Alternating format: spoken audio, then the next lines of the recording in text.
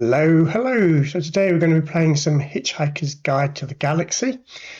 This is a text adventure or interactive fiction, as it's now known.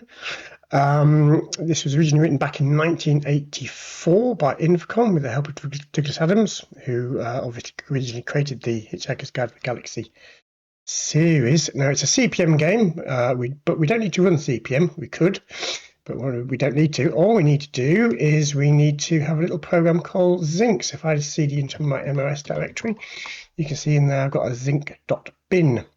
I'll put a link in the description to where you can download Zinc from. We just put the zinc.bin in your MOS directory, and that will allow you to run any CPM programs you want. So we come up.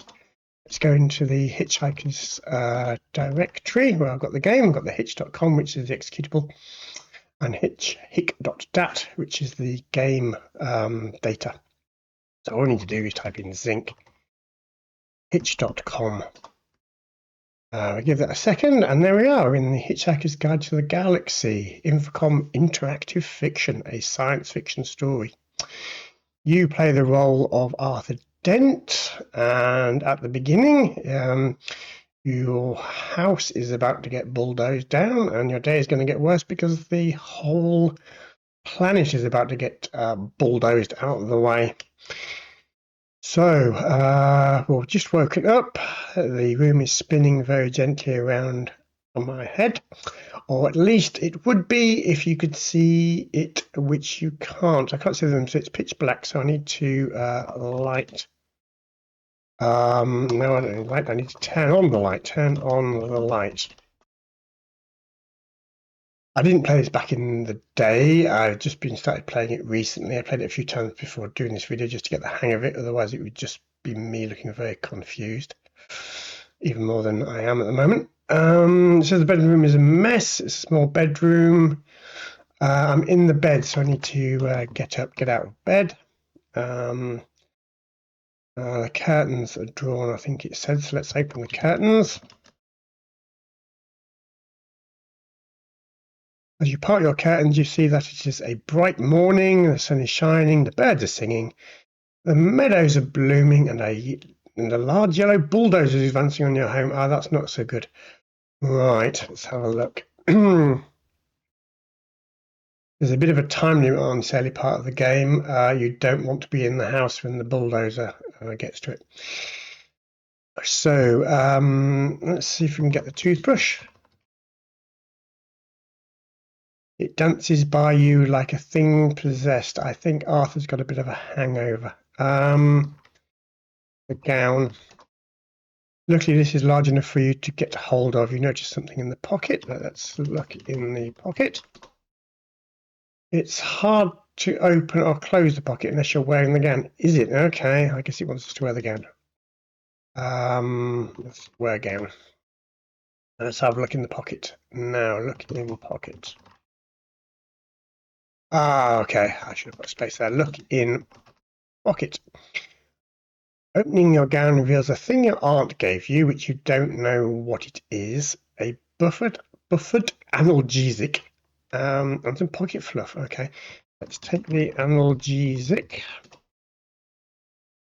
You saw the tablet. After a few seconds, the room begins to calm down and behave in an orderly manner.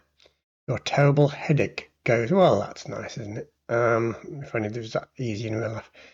Let's have a look now. Let's get the screwdriver and the toothbrush. Don't know why we need those. Oh, as we get the toothbrush, a tree outside the window collapses. There is no causal relationship between the two events. Fair enough, but I think we need to get out of here. So we're at the front porch of the home. There's some junk mail. Let's get the mail. Read the mail. There's an advert for Infocom. That's nice. And an official letter from the council from 2 years ago that's been inexplicably delivered until now. And it basically says that our house is about to get demolished, and it's today, so we better get out of here. Let's go south again. So Mr. Prosser from the local council is standing next to a bulldozer which is heading towards us. Now, from what I remember of the book, TV series and radio drama, we have to lie down in front of the bulldozer. So let's lie down.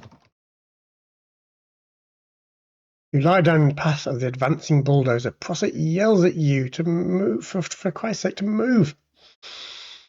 Yeah, I'm not going to. Let's just wait around and see what happens. The bulldozer thunders towards you. The ground is shaking beneath you as you lie in the mud. The noise of the giant bulldozer is now so violently loud that you can't even hear Prosser yelling to warn you that you will be killed if you don't get the hell out of the way. You just see him gesticulating wildly. Let's see what's going on. Aha! Right, so with a terrible grinding of gears, the bulldozer comes to an abrupt halt. Just in front of you, it shakes, shudders, and emits noxious substances all over your rose bed. Oh no. Prosser is incoherent with rage, and then Ford Prefect turns up and he offers Arthur a towel. Now, if you take the towel at this point, yeah, don't do that because Ford will just wander off, and then without Ford, you've had it.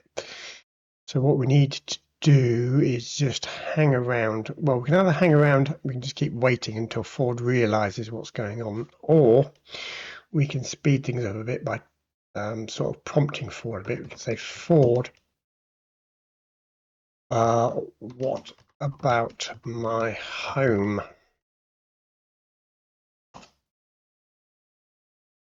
Ford looks startled and guilty, and he goes off and has a chat with Mr. Prosser.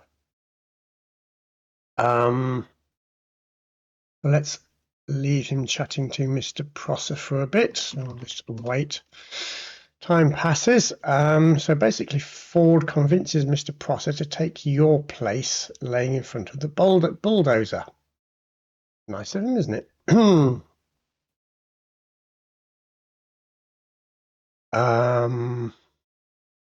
seem to wear a digital watch. Okay. I think we can do things like saying Prosser. Time is it? Want to? Prosser shakes the digital watch. Hasn't worked for months. I keep wearing it only because I think digital watches are neat. Well, that's nice. It was the 80s. Ford urging you to follow hurries toward the country lane. Okay, so let's go follow Ford. We're going to go south. At this point, he has now gone into the pub. Says, "Come along, Arthur," says Ford impatiently, and enters the pub, and we can follow him. We can stop into pub. I think we can do. And we're in a pub. There's some music playing in a jukebox. There's an exit to the east. Ford Prefect's here. There's a barman serving at the bar. And so we can look at the shelf. Some various bits and pieces. There's an array of bottles, glasses, soggy beer mats, packets of peanuts, a plate of uninviting cheese sandwiches, and Ford is urging us to drink the beer, so we can say beer. And I'm going to leave this here. I don't want to do too many spoilers. There's lots of other things you can do in the game. Go and give it a try. Using Zinc will allow you to play this game and other CPM games very easily. So as I say, I'll leave links in the description to where you can get Zinc and where you can get Hitchhiker's Guide to the Galaxy. And I'll put a link to where the BBC did some hints for this game as well, which are useful. This is quite a tricky game, but fun. The other thing we can do, which I'll just do now, is we can save our progress. We can type save. We need to put a name now. I'm going to say at pub.sav. And that'll let us carry on anytime. If the game ends, it allows you to restore or load a game, and you can just load it back in again. Okay, that's it for me, and I hope you enjoy that game. And I'll see you on the next one. Good night.